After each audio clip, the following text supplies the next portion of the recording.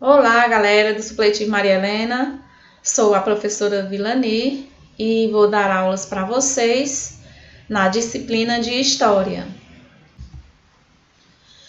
História é a ciência que estuda a vida do homem, a vida do ser humano de uma forma geral, certo? Então, todas as ações praticadas pelo ser humano, desde sua origem até os dias atuais, fazem parte aí dos estudos históricos, certo? O que eles pensavam, o que eles faziam, suas atitudes de uma forma geral está incluídos aí nos estudos da história. A história é feita por homens, mulheres, crianças, governantes, governados, dominantes, dominados, por intelectuais. Então, a história ela está presente em nosso cotidiano e serve de alerta aí ao ser humano, como agente transformador do mundo. O que isso quer dizer? Que os estudos, o conhecimento sobre os fatos e acontecimentos, sobre as ações do homem no passado, nos ajuda aí a refletir e a melhorar como ser humano, certo? Erros que foram cometidos no passado por governantes e por pessoas, através dos estudos históricos, podemos modificar, podemos mudar nossas atitudes do presente. Por que estudar história? Ao estudar história, nós nos deparamos aí com o que os homens foram e fizeram. Esses estudos nos ajudam a entender quais foram os motivos que levaram os homens do passado a tomar determinadas atitudes, certo? Então, a história não é somente acontecimentos ou ações do passado, e sim do presente. Podemos então aí melhorar, recriar de forma diferente, levando em consideração o tempo, certo? E as mudanças que ocorreram ao longo do tempo, temos que levar tudo isso em consideração na hora de analisarmos um fato que aconteceu no passado. O estudo da história também serve como agente de conscientização para o ser humano. Através desse conhecimento sobre o passado, o homem ele pode mudar suas atitudes, construindo um mundo melhor e uma sociedade mais justa. Períodos históricos.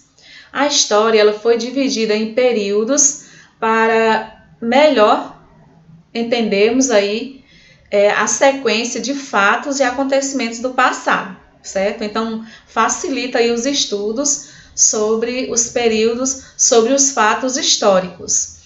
Como vocês podem ver aí na tabela, o primeiro período é chamado de pré-história por alguns historiadores. Por que eu digo alguns historiadores? Porque nem todos os historiadores concordam com esse termo, certo, gente?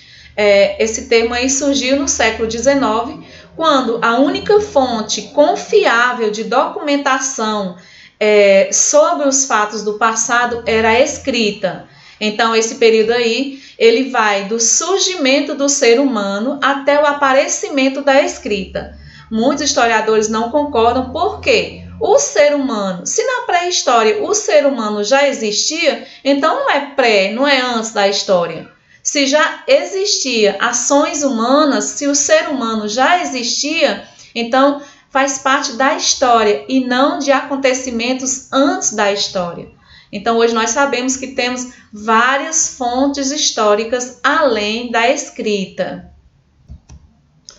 Então, esse termo aí, pré-história, foi criado para designar esse período, né? Do surgimento do ser humano até a invenção da escrita.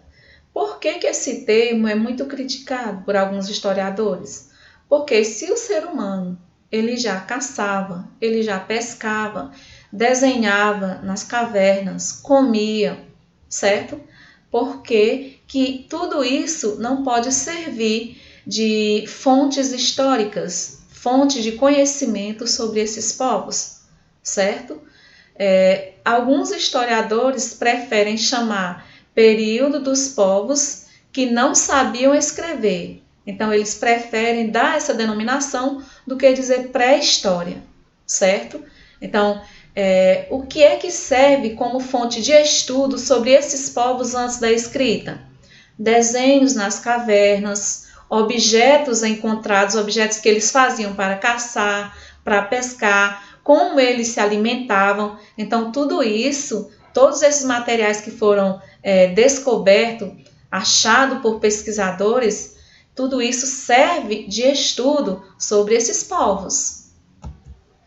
Esse período ele foi dividido de 3 formas, de acordo aí com a evolução, né, das ações humanas desses povos, certo? Nós temos aí o Paleolítico, o Neolítico e a Idade dos Metais.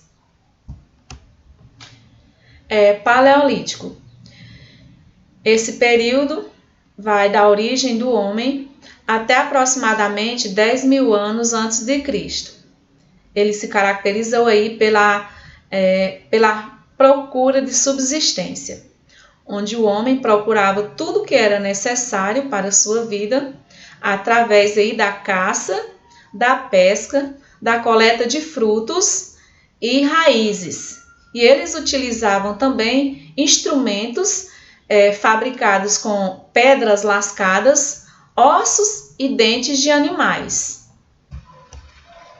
Na sociedade paleolítica, os homens e as mulheres viviam em bandos, dividindo aí espaços e as tarefas. Para se abrigarem da chuva, do frio e de animais ferozes, eles procuravam abrigo nas cavernas e nas reentrâncias das rochas, daí a denominação Homem das Cavernas. Segundo alguns estudiosos, é possível que nesse período eles tenham aprendido a construir tendas e cabanas, certo? Uma das descobertas, aliás, a descoberta fundamental deste período foi o uso do fogo. É possível que, a princípio, eles tenham obtido o fogo através de quedas de raios, certo? Mas com o passar do tempo, eles aprenderam a obter esse fogo através de atritos com pedras e pedaços de madeira. O fogo foi importante para esses povos porque ajudava, certo, a se aquecerem do frio, aquecer também os alimentos e também espantavam os animais. A presença do ser humano no Paleolítico são registradas de várias formas. Uma dessas formas pode ser vista até hoje em pinturas rupestres encontradas em cavernas. Na França, na Espanha, no Brasil, no município de São Raimundo Nonato, certo? Geralmente essas pinturas nas cavernas eram feitas de acordo com o que eles faziam durante o dia. Então eles pintavam e desenhavam o seu cotidiano nessas cavernas. Além dessas pinturas, existem também objetos rudimentares que eles utilizavam no seu dia a dia. No período neolítico, os homens aprenderam a domesticar os animais e a praticar a agricultura, certo? Com a descoberta da agricultura, isso facilitou a vida do homem neolítico. Afinal de contas, eles se tornaram sedentários. O que isso quer dizer? Eles não precisavam mais se localizar de um lugar para o outro à procura de alimento. Durante o período em que essas plantações ficavam prontas para a colheita, eles faziam outras atividades, cestos, objetos com barros, certo? Eram algumas das atividades que eles praticavam durante o período em que as plantações ficavam prontas para a colheita.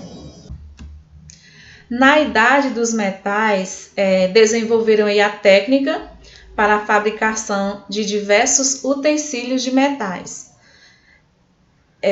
Esse período foi marcado pela utilização de 3 importantes metais. O cobre, que eles começaram, foi o primeiro a ser utilizado por esses povos. Depois eles descobriram que o cobre misturado com o estanho se tornava um material bem mais resistente, no caso o bronze. Logo depois eles começaram também a utilizar o ferro para a fabricação desses objetos. Uma das características marcantes também desse período foi a questão aí das transformações de aldeias de agricultores em pequenas cidades. E essas cidades tinham um líder. Esse líder era quem organizava as funções de cada um dos membros do grupo, certo?